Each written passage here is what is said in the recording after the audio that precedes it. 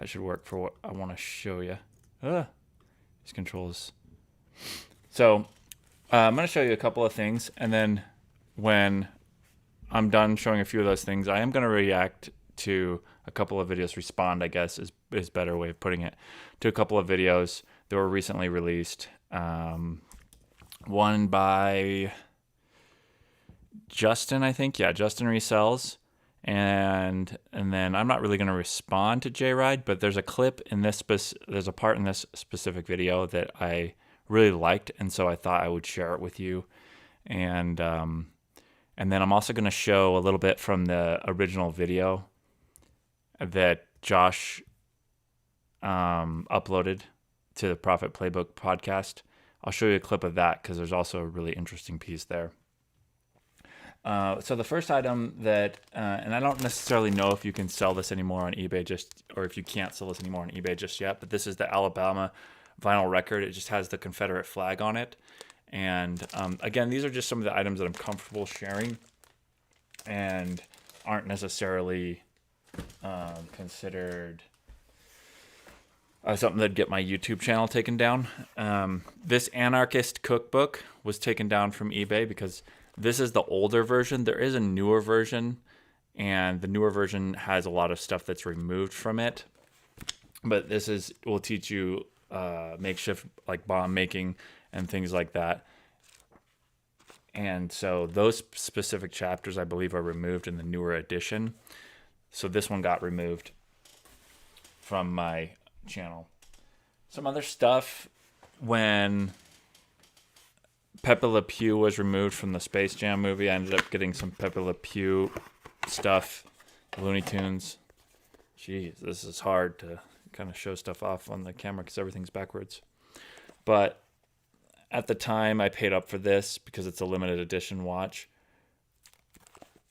And it's like it's 1,219 of 3,000 of these that were ever made. And this one is in perfect condition, and it still has the plastic on it. And yeah, they basically erased Pepe Le Pew from memory. Memory hold that character. There's a Janis Joplin album vinyl record that has depictions of African Americans. Same type of depictions that you see in the Dr. Seuss books, which I have all of those. I didn't really want to care to show those because that's kind of a common one. But this Janis Joplin vinyl record has a depiction of African Americans. A lot of this stuff. This Charlie Brown Thanksgiving recently was one that got redone, where they had the black friend who was sitting on the opposite side of the table from all of the other characters. So they've re-edited that and changed it now. So this is an older DVD copy of it where that edit has not been made yet. Whoop. And kind of a fun one. This one wasn't really canceled per se, but this is Blink-182. Wow, how is that upside down? The Red Cross. They no longer, this was only out for a couple weeks with the Red Cross on there, and then they got a letter from their lawyers saying that they needed to remove it because the Red Cross doesn't allow that to be displayed anywhere. And so the newer versions of this that got released pretty much a couple weeks after this originally got released, they all just have a white hat on them. There is another version of this as well where the Blink on Blink-182 is a capital B. That's one that I've kind of got a notification set up on to get, so that if anybody ever lists that on eBay, I should be able to grab that. Let's see. So I want to show you kind of this video because this is the original video. So I'm going to rescale this. I'm going to try and do this quickly. I'm going to rescale this down. Oop, I did the wrong thing. Let's see. Click on that. Okay, so I'm going to get this out of the way. Scale me down. Come back down to earth. Okay. Let's see if I got my control keys proper. Hey, that was better than the trying to grow it. So this was some stuff that Josh has gotten pulled from eBay. And this is what originally prompted me. So I'm just going to go ahead and play this video here for you. This one I chose to discuss this. So this I'm is going to switch this over so there's no background noise here.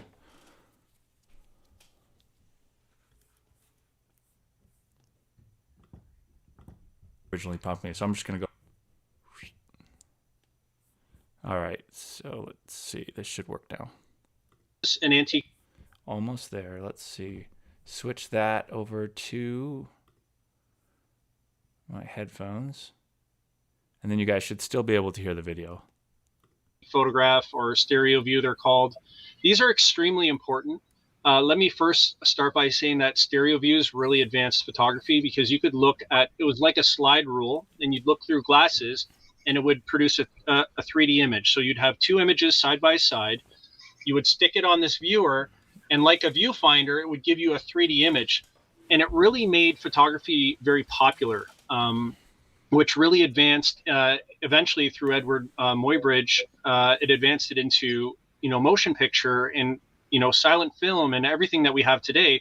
But it really started with photography and stereo views, which came out in the 1840s, but really took off in the 1850s. Now, this picture here is really, really interesting to me. So it was an expedition that went north into Nunavut, which is like the Northwest Territories, or it used to be. And what these guys did was they went all the way up to these basically uncontacted tribes and met with them. These are Inuit Eskimo in Canada. And what had happened was they brought their camera with them and they wanted to document it. So they started taking pictures. But those old cameras, they used to have the veil on the back, the leather veil, and you'd stick your head in it to take the photo. Well, these three guys, I mean, you got to imagine the language barrier that's here. They've never seen these people before. There's no translator. There's no way of communicating with each other. So every time this guy stuck his head under the veil to take the picture, these guys would laugh because they thought it was so funny that he was disappearing behind the camera. So in 1898 or 1897, whenever this photo was taken, it's these three guys laughing and trying to figure out. You can see the one guy on the right-hand side. He's like questioning what is even going on. How do you even know you're getting your picture taken? Like, what the heck is this guy doing? So their facial expressions of either laughter or like confusion as they meet these people for the first time and have their photo taken, it's really a wonderful piece of history. This is these three guys are someone's great-great-grandfathers. And it is the only probably surviving historical account of that 1898 expedition and this is original. This is from 1898 or 1897.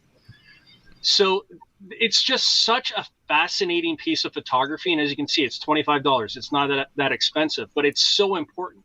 The problem on eBay is some teenager in Los Angeles can say, this photo reinforces negative stereotypes. And this is what's been happening to me.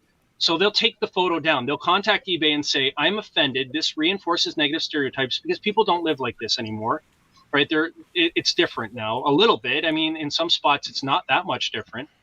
And eBay will bend the knee and take it down. But I get punished for that in two ways. First of all, for me to narrate this entire story has taken an incredible amount of research. So I'm deeply familiar with this stuff and have deep connections with even the Smithsonian building this sort of information and so that we can preserve it for future generations.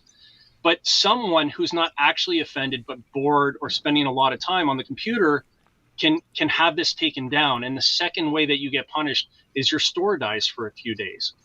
So it's incredibly disappointing and frustrating because the rules aren't clear. So what is allowed and what isn't, and yeah, one of them is a Japanese samurai. These are real samurai from the 1860s. Samurai pretty much didn't exist after the 1870s. There were only 3 photographers who took pictures of samurai. So if you find one, this is incredibly rare, and it needs to be documented. And to have it taken down because someone says it reinforces negative stereotypes it makes me sick. Because what doesn't? Who judges that? It's very arbitrary. No, it's the problem with society today is that we like to judge history based through the lens of the current time, and you have to the only way to judge, the next generations are going to judge the way we lived. And if I remember correctly, you're not allowed to list Redskins. Let's see, Redskins, not paraphernalia, Redskins jersey. I don't believe you can list that stuff. Oh, looks like you still can. Let's see, Robert Griffin, NFL Redskins mid. Okay, so that's good. Redskins hat. Maybe it's the specific logo that you can't have on there. Okay, so no, you can still. What's funny is I saw a Facebook post that said that the Redskins were being sued because this is an actual native. Let's see, Redskins being sued. Let's see, the Washington Commanders are under fire from the Native American Guardians Association, based in North Dakota,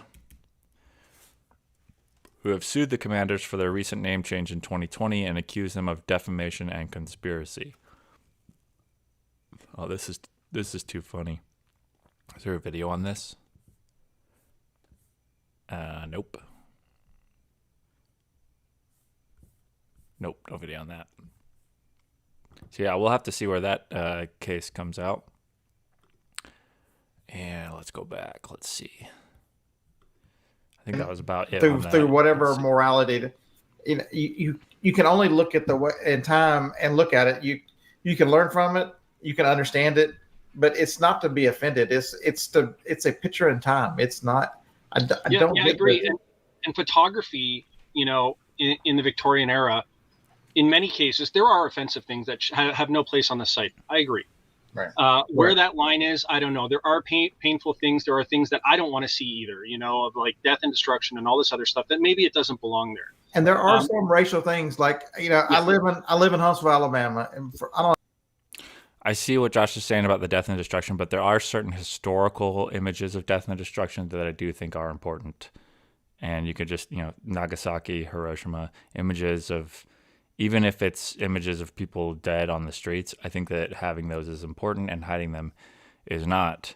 That's not what Josh is saying. I think he's referring to just gore stuff for the glorification of it.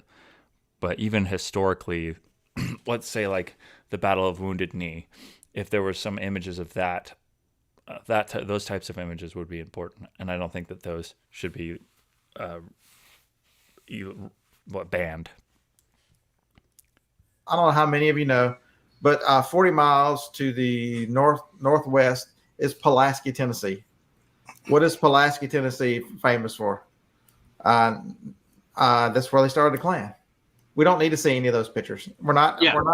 This is not us saying that everything is fair game. Is there a place for those in a museum somewhere? There's a total place for them. But for the general public, I can understand that kind of stuff. But just to show a picture. An antique photograph.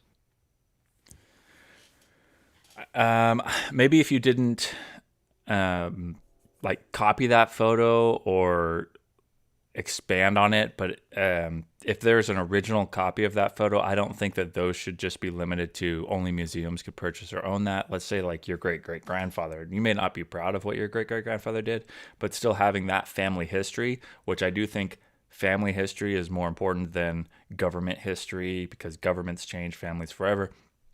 But then again, it should be within your family anyways. But I don't think that only museums should have access to certain materials. Antique photo it captures a moment in time. Yep. It is presented like art without comment.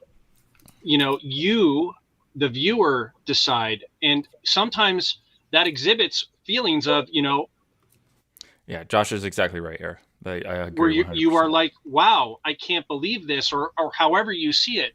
But that doesn't mean that that gives you the right to say now nobody else can see it. Now, in eBay's defense, it's their site; they can do whatever the hell they want, which is why I built this site, because for me, it's far too important. Alabama, Nevada, all these places. All right, so I think we got the point there. Let's go over to This was a recent video that was just uploaded today, a couple hours ago, by Justin Resells. I thought I should respond to it since I've decided to become the villain of the reselling community and just taking a polar opposite opinion on this. And so I'll let you decide whose side you're on here. Hey Justin, I've been thinking, as we thrift and garage sale and estate sale, we are seeing exponentially more resellers. Although we love and appreciate your channel, do you think the ever-growing number of YouTube resellers is ultimately hurting the overall business opportunity? I can't think of many, if any, businesses where sharing trade secrets with thousands of viewers ultimately leads to all boats rising. Your thoughts on the quest for YouTube views resulting in less opportunity for resellers given market saturation? More resellers ultimately leads to less sourcing availability, but more online supply to a finite pool of customers. There are only so many customers looking for items before they are no longer BOLO. I'm certainly not criticizing your willingness to share great information, and we watch your channel consistently, but KFC doesn't broadcast their 11 herbs and spices for a reason. Thoughts? Yeah, thanks. Let me give my thoughts first. That way he can have the closing argument. So let's go back to this. Let's see. Market saturation, more resellers ultimately lead to sourcing availability. What did he say? I can't think of any businesses where sharing trade secrets with thousands of viewers ultimately leads to all boats rising. It's not that these are trade secrets. It's that people who had no inkling of going into this in reselling, they will stumble upon a video where a reseller is saying, hey, you can make 6 figures doing this. You can make 7 figures doing this. And they'll decide to get into it or start getting into it because of that. It's not necessarily any sort of trade secret. It's more just marketing. They could have come across a video that says how to make 6 figures doing Uber, how to make 6 figures opening a restaurant, how to make 6 figures starting your own lawn care business, how to make 6 figures doing limb trimming. It's the fact that there's thousands and thousands of videos telling people how to make 6 and 7 figures doing reselling. People are going to see other people making a living doing it, and they're going to decide to go into it. Does that make me or Justin a villain? No. Does it make more competition for us? It absolutely does. When there's more people doing something in your business, there's more competition. Prices go down. The point of a free market is to lower prices. It's not to increase profits. That the free market is not our friend. It's the consumer's friend. Information, and we watch your channel consistently, but KFC doesn't broadcast their 11 herbs and spices for a reason. Thoughts? Yeah, thanks for asking. I appreciate that. No offense taken. I don't mind. I do disagree with you on a couple different points, and I'll talk about those here. The first is that YouTubers like me or others are not really sharing what I would consider trade secrets. We're educating people with information that is mostly freely available. Even when you look at some of the what sold videos or the source Yeah, I'm glad that he pointed that out, that these aren't trade secrets. Videos where they're showing people out there finding stuff and flashing comps up on there.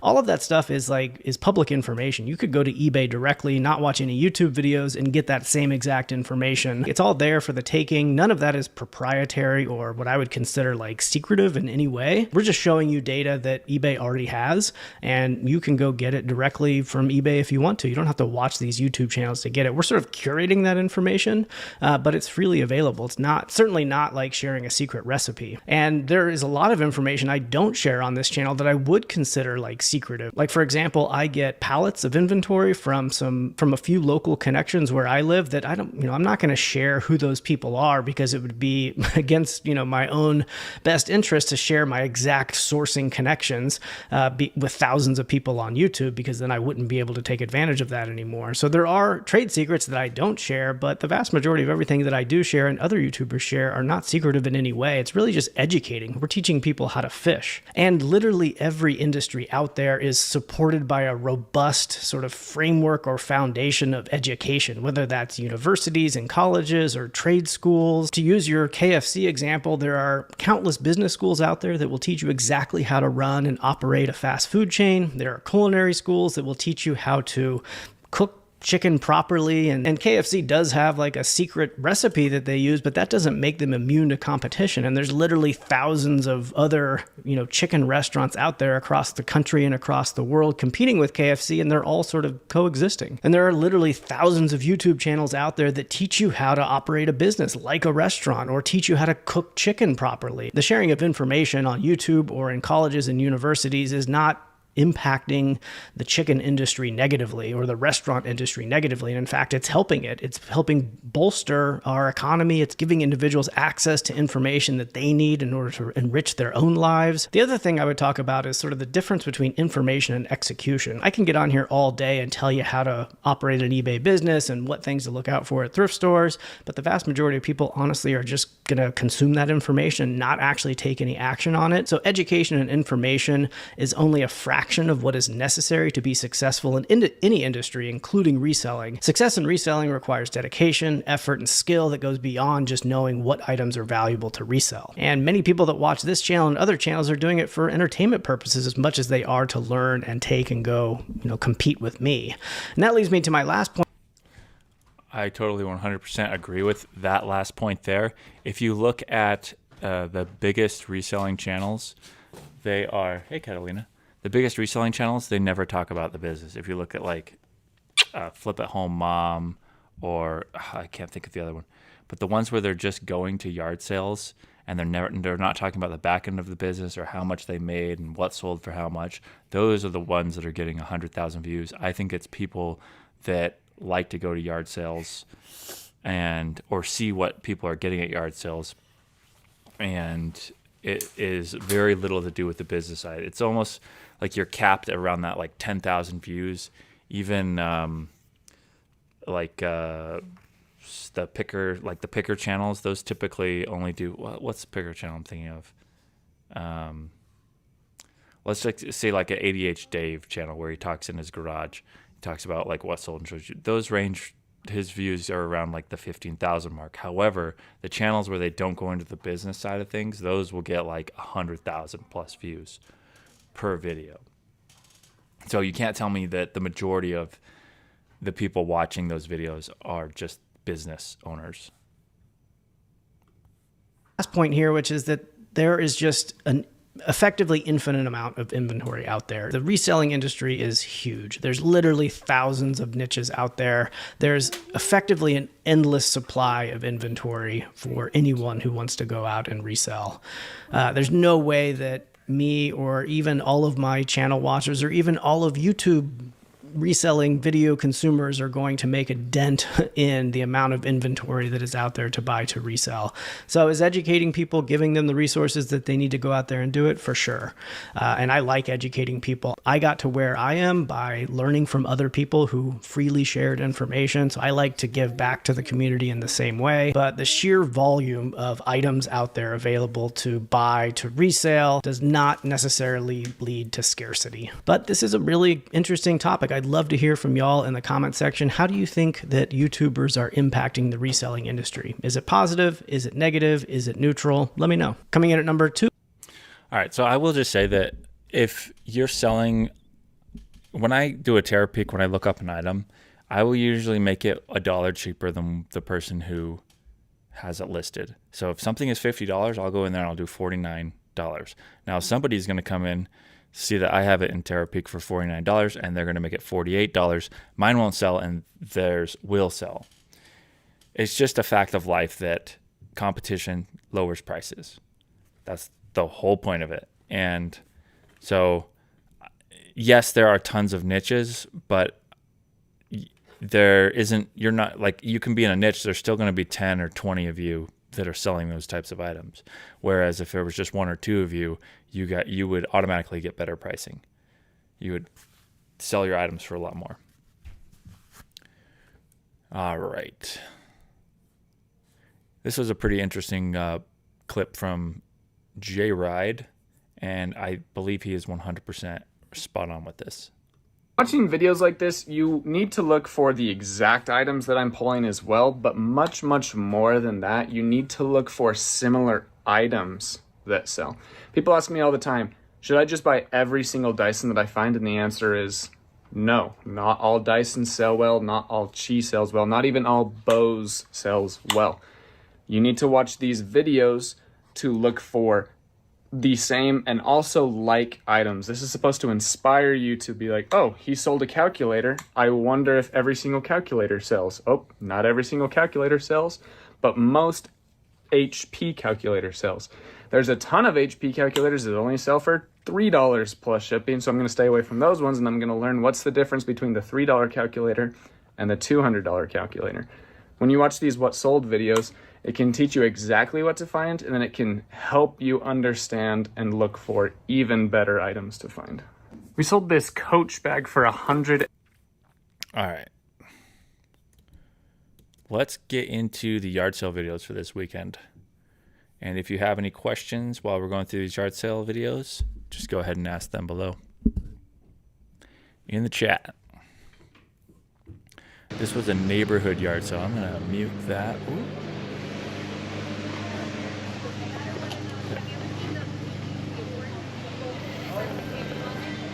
There we go. So this was a neighborhood yard sale that we went to. And it was probably every like 7th house had a yard sale going on. And it made it really easy. But this was a higher end neighborhood, so they were wanting a little more for each item. This bear's not a good example. But for some reason, if you go to like the middle class neighborhoods, they will have better prices on stuff. And they're typically the same items. Roblox on this. It's actually this one right here, Kat. So I ended up getting that bear for $3. Does it It's probably worth about 50.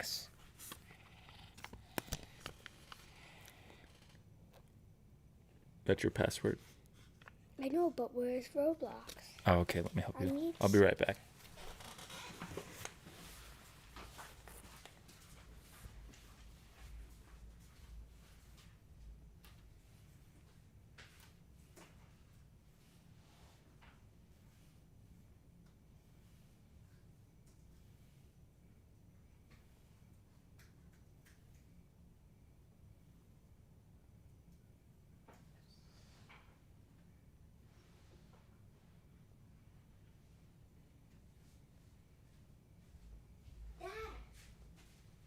It's starting up.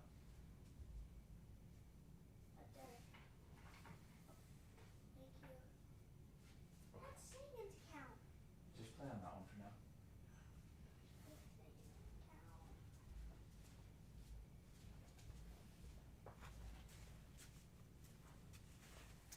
All right, I am back.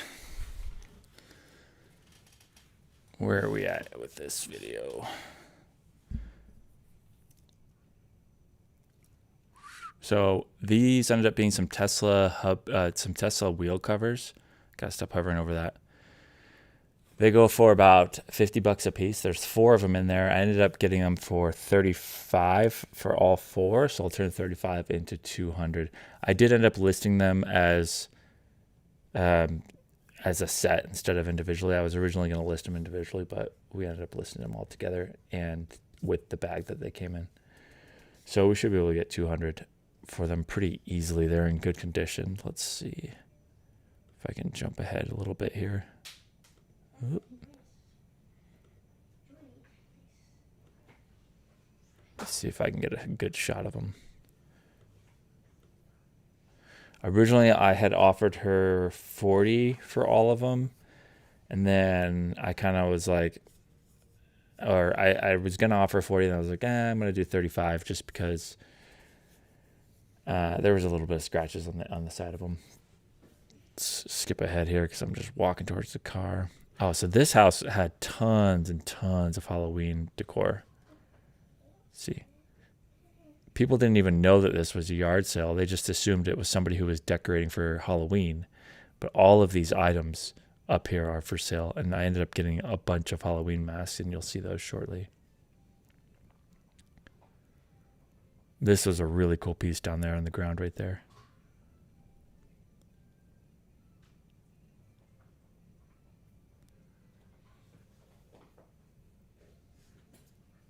You ever watch a video and notice things after the fact? Probably should have looked in that box and see what was in there. Halloween items can be really expensive. It's why Spirit Halloween can make so much money by only being open for, 45 days a year? I'm going to look that up. How many days is Spirit Halloween open a year? Let's see. Oh, way off. Spirit Halloween stores are typically open for 60 to 90 days each year, usually opening in early mid-August and closing a couple days after Halloween. Spirit Halloween's online store is 24/7, 365 days a year. Spirit Halloween has an online store?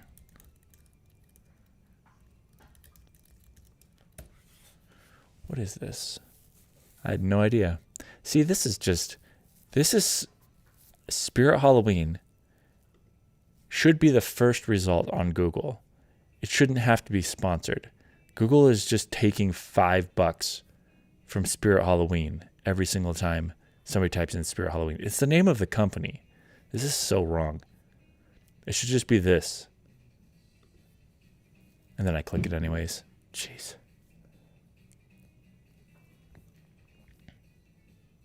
Oh yeah, the Beetlejuice, that should sell. That should be very, very good this year, all these Beetlejuice costumes. Not surprised at all. Not surprised at all.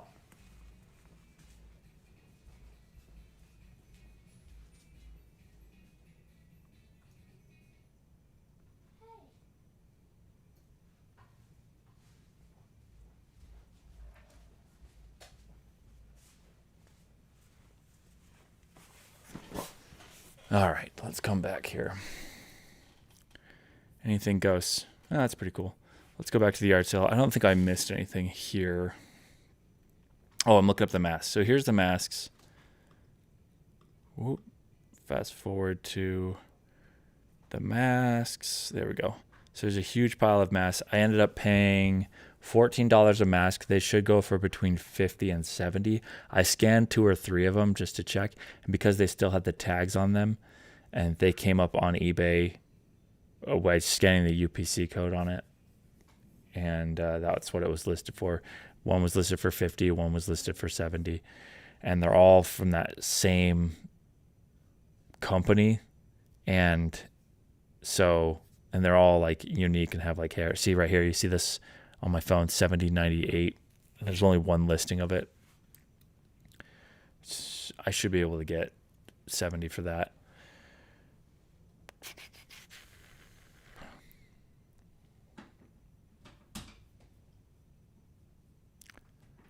See if we can get any more masks here. Didn't do a very good job of showing these to the camera. There we go. There's a couple of them. That one I ended up not getting because he had glued a styrofoam head inside of it, which is too bad because it was a pretty good mask.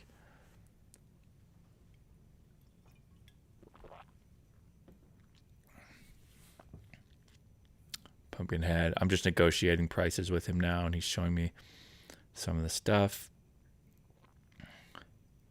Yeah, so $100 for 7 is what we settled on.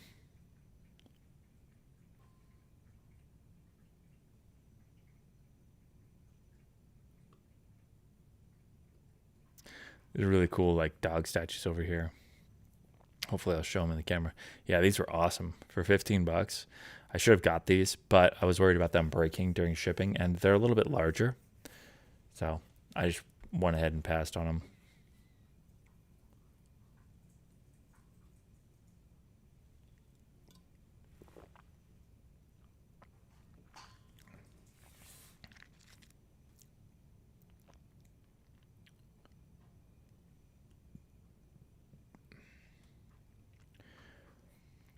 Yeah, so these dogs, I think they were going for I think they were around like $35 to $50. And because I was worried about them breaking during shipping, I decided to pass on them. Plus, actually, they were $50, but they were selling them for $15 a piece. And that margin there, that $35, $15, it didn't make sense because there was a pretty high chance of something chipping during shipping. And again, that's a larger item, so it would have probably cost, I don't know, like it probably would have cost the customer $25 to have them shipped to them. It was also, they were heavier pieces as well. So we can scan ahead here. These creepy, should stop drinking carbonated drinks. Go brush your teeth, and we need to get in bed.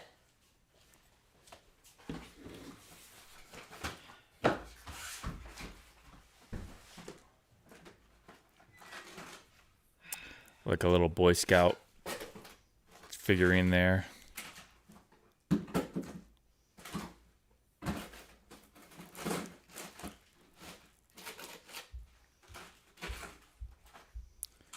Bunch of clothes. I think I did find a Cardinal hoodie here.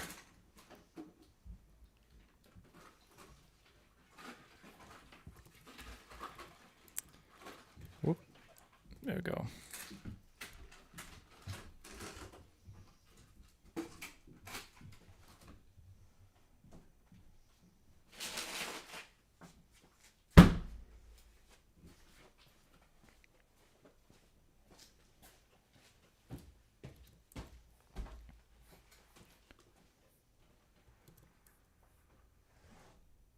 This was a pretty good one. I was able to get all of these Rock Band guitars. It's funny, I just went up to her and asked her how much they were before I even looked at them. I was able to get all of these, not for $5 a piece, $5 for all of them, and those are clean. I don't know if I ever looked up how much they go for, the Wii Rock Band guitars. So let's actually look those up real quick. Wii Rock Band guitars. Guitars. I spelled it wrong. Guitar. I think the S is throwing it off too, but also the bad spelling. Wii Rock Band guitar. Ooh, I should have asked if they had the receivers to them. Okay, so yeah, we're seeing, ooh, $20. That's frightening. Is there something wrong with it? No dongle. Oh no. Which ones did I get? Let's see here. Were mine black like that?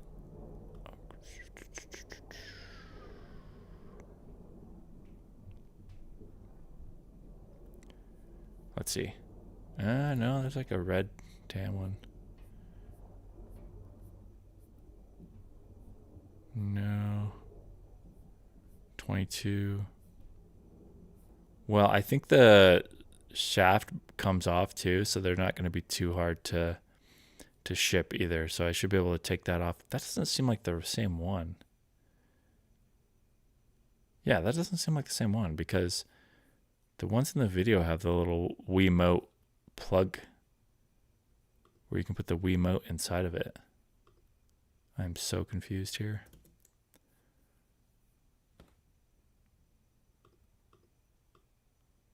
Why? See how you can put the Wiimote in right there? And I'm not seeing that on these ones. Rock Band, Stratocaster, Wii guitar with strap, no dongle. But if I'm using the Wiimote, do I necessarily need the dongle?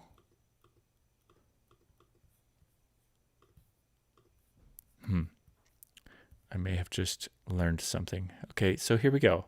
Compatible with Guitar Hero, Clone Hero, and Rock Band. So this is the one that's like the ones we got. And this one's $80. And then here's the darker ones. So 50. Okay, so we should get 50. So, and there's 3 of them. So $5 into 150. And then I'm not even sure about the keyboard. Rock Band piano. Rock Band Wii piano. Yeah, 15 bucks. I didn't think this would be worth that much.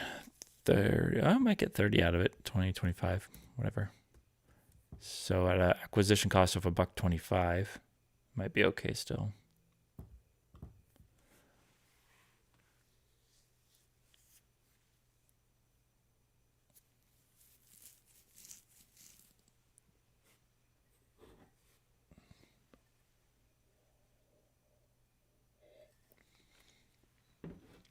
I feel like we need some kind of background music.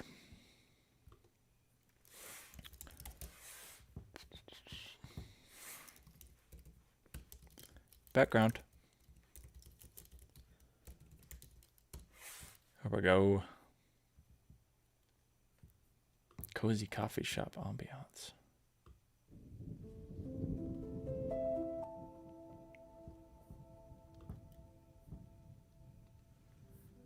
I don't know how loud it's going to be. It's almost too cozy. I'm going to fall asleep. Marconi Union.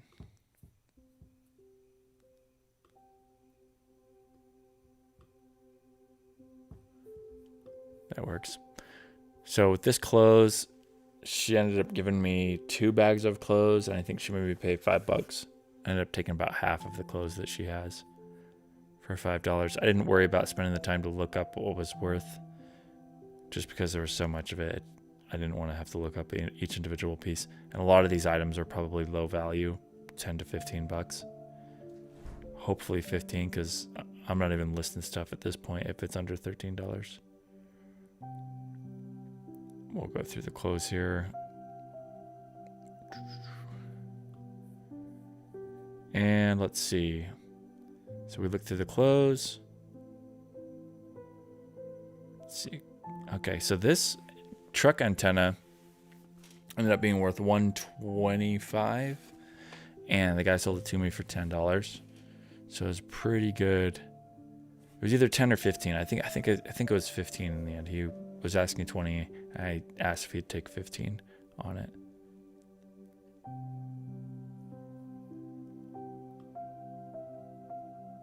So past the truck antenna. Let's see what else.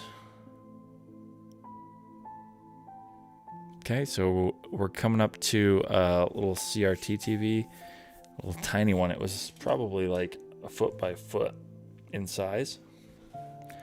And I'll just zoom forward to that part. There we go. So this does need some cleaning. There we go. It's going to need some cleaning, but with the remote, without the remote, it will go for $100. So with the remote, I should be able to get about $115, $120 for it. But I was a little nervous because one of these screws in the back looked like it had been pulled out at some point and then put back in. But because he had it in he said he had it in his garage or his shed, I think. And it's really dusty, so I'm gonna have to dust it anyways.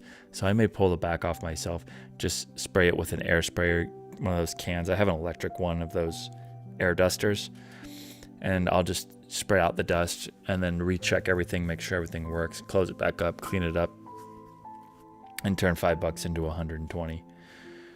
And I thought he was going to ask more for it because he was talking up at how great it was, how good it looks with the NES, the Super Nintendo. I was like, oh, he's going to want like $25-$30 for it. You know, he was just like $5. I was like, okay, well, I didn't negotiate with him because when it's $5, there's really not much more to go down. I was going to offer, I was willing to pay 10 for it. So $5 was a good deal. This guy had some good stuff earlier. The the shopper right before me, he was walking away with a bunch of really nice fishing boots. So I think I just barely missed out on some good scores at this yard sale. I ended up looking up this Cobra, and it was only worth like, I think it was only worth like $10, unfortunately. Oh no, not 10. It was worth $20. The guy wanted close to that. And so there was no meat on the bone. There was no way to make any money on it. Let's see. This, unfortunately, the power button on here was off. I thought maybe it could still work, but he even said, no, the power button doesn't come on. You'd have to fix it in order to get it to start up. So I had to pass on that. That's a fish finder. I think that's what they're called. And it just tells you if there's fish below you and how deep they are. I don't even know if I ended up looking up how much it was worth. Probably in the 100 range, 50 to 100. This is just a bunch of new product, so I passed on it. And every single one of these stickers say make an offer, which is the same as just not having anything on it at all. Like, see, make offer, make offer. It's like, well, just leave the stickers off and people will make an offer. Plus, you have no idea where to start. $1, $2. What are they expecting? Like, they had no other items that even gave you kind of a range. If they had some knives that were like $10 or $15, then you would kind of know what they were thinking. But there was no point of reference at all. And let's see here. It's like some sort of bike seat headrest thing. This was an interesting yard sale. This guy had a bunch of signage, and I should have looked up some more of this signage, because this 24-hour surveillance video signage probably would go for between $20-$25. So if I could get a good price on it, it might have been worth it. I ended up looking at this all gender restroom plaque. There was 5 of them, and I ended up paying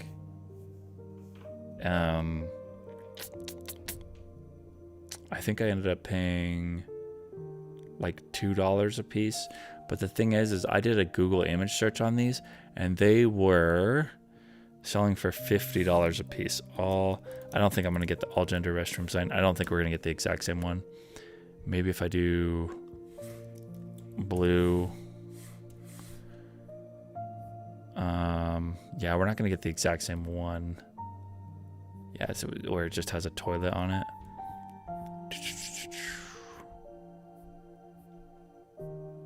But I did find it, and it was selling for $50, and it was selling for $50 on Walmart.com. And I don't know if I ever saw a listing with it on eBay. What's this? Whatever, just watch. Oh, that's great. That's a good one. Add to watch list. Whatever, just watch. That's a spirit.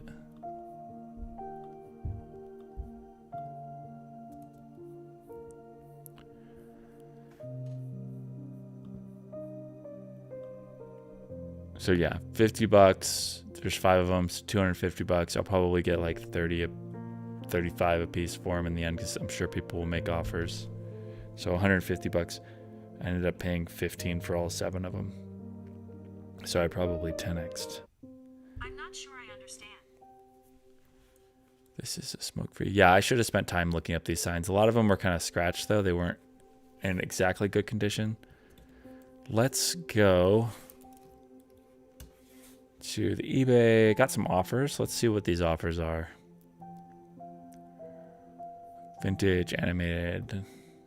So $79.99, and they are offering $10.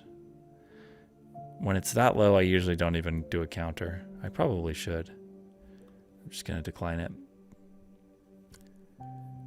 And let's go back.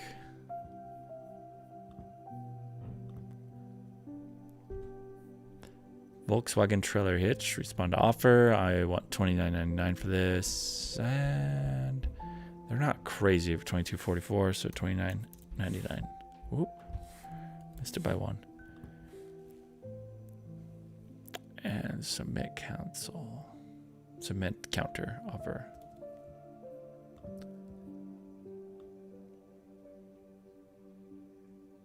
These are some really cool wine glasses. Only reason I didn't end up getting these was because I only had 20s at this point, and she didn't have change, which was surprising.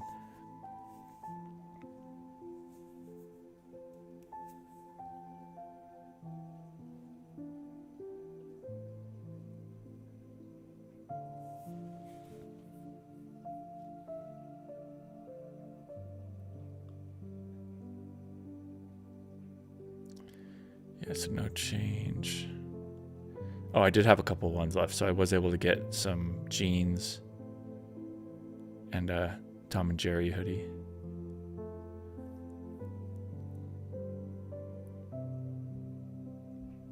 Really cool Asian piece. It wasn't worth that much in the end. I think they would sell for 15 bucks.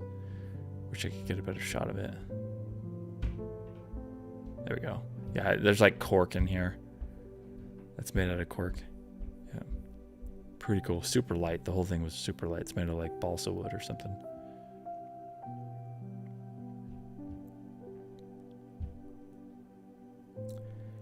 Anyway, that is it for the yard sales.